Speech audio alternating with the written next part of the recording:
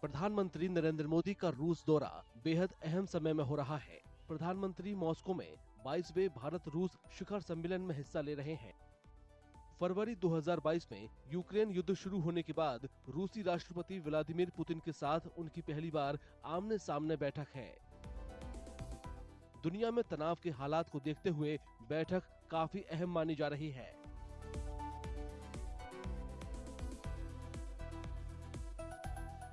We have a set of documents that we are working on. Some of those agreements relate to trade and economic ties, and also some in new areas of connectivity and scientific and technological research. I expect that we would have tangible outcomes in many of these areas. Yes. Bharat और रूस के बीच मजबूत व्यापारिक साझेदारी है। साल 2023-24 में दोनों देशों के बीच 65.7 अरब अमेरिकी डॉलर का व्यापार हुआ। ये अब तक का सबसे ज्यादा आंकड़ा है। रूस अंतर्राष्ट्रीय मुद्दों पर लगातार भारत का समर्थन करता रहा है। इनमें अनुच्छेद 370 रद्द करना, संयुक्त राष्ट्र सुरक्षा परिषद में स्थायी सीट के लिए भारत की दावेदारी और गलवान मुद्दे पर भारत का समर्थन शामिल है। रूस भारत को हथियारों की सबसे ज्यादा सप्लाई करता रहा है। भारतीय हथियारों में रूस की हिस्सेदारी करीब 45% है।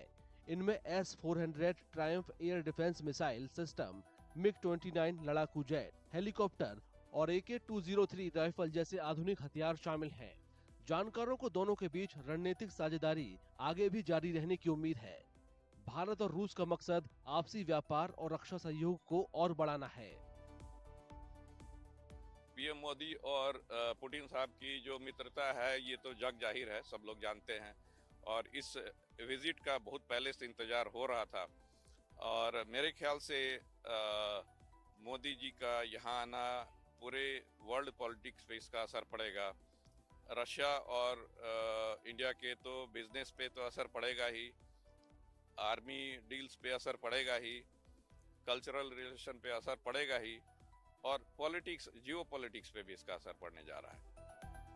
जानकारों के मुताबिक रूस शीत युद्ध के बाद भी भारत का अच्छा दोस्त रहा है, लेकिन भारत की पश्चिम के साथ बढ़ती नजदीकियों और रूस के चीन के साथ गहरे होते रिश्तों की वजह से दोनों देश धीरे धीरे दूर होते गए।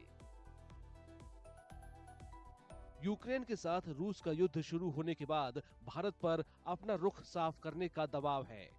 तमाम अड़चनों के बावजूद रूस अब भी भारत का बड़ा सहयोगी है।